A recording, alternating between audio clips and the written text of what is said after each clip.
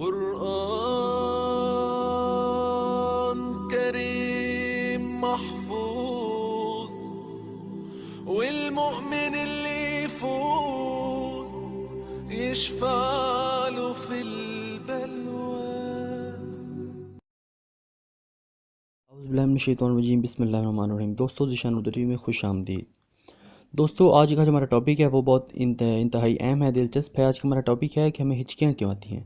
دوستو ہچکی ایک ایسا عمل ہے جس کے متعلق مذہبی فرقہ واری کی طرح مختلف رائے پائی جاتی ہیں. کوئی یہ کہتا ہے کہ پانی کی کمی کی وجہ سے ہچکی آتی ہے، تو کوئی کہتا ہے کہ سانس کی نالی میں اگر کوئی ذرہ چلا جائے تو اس سے بھی ہچکی آ جاتی ہے. اسی طرح کچھ لوگوں کا کہنا ہے کہ ہچکی اس وقت آتی ہے جب آپ کا کوئی پیارا آپ کو بہت یاد کر رہا ہو، یعنی وہ انسان ہچکیوں کی صورت میں آپ کو مس کال دیتا ہے. ناظرین کرام، یہ سب بے مطلب باتیں ہیں، ان کا حقیقت سے دور دور تک کوئی تعلق نہیں. اب سوال یہ پیدا ہوتا ہے کہ ہچکیاں کیوں پیدا ہوتی ہیں، کیوں آتی ہیں، اور ان کو کیسے روکا جا سکتا ہے.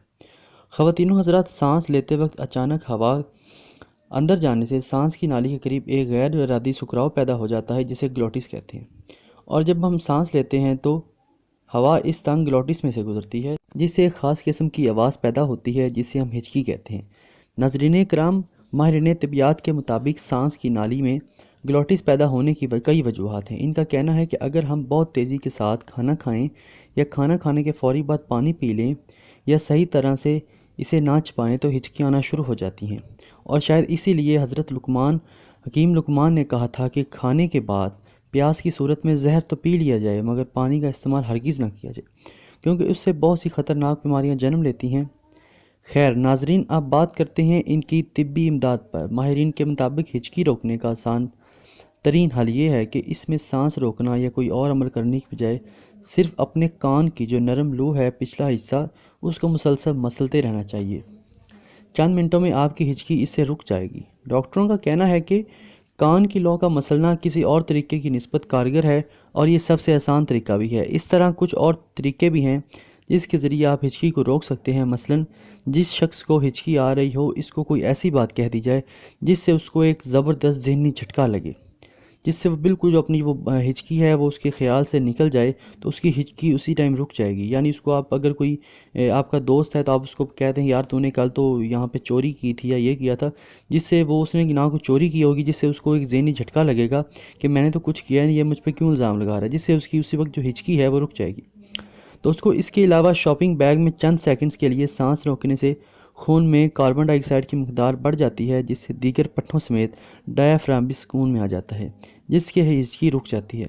ماہرین طبیعت کا کہنا یہ بھی ہے کہ زبان کے نیچے شہد رکھنے، لیمو چاٹنے اور سرخ مرچ کی چٹنی کھانے سے فرق پڑتا ہے.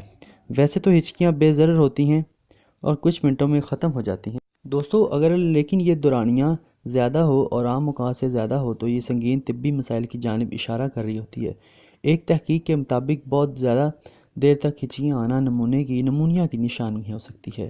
اگر اس کے ساتھ سینے میں درد، ٹھنڈ محسوس ہونا، بخار اور سانس گھٹنے جیسی تکلیف بھی ہوں تو یہ نمونیا ہے، کیونکہ پھیپھڑوں کے انفیکشن کے باعث ہچکیاں عام طور پر زیادہ آتی رہتی ہیں.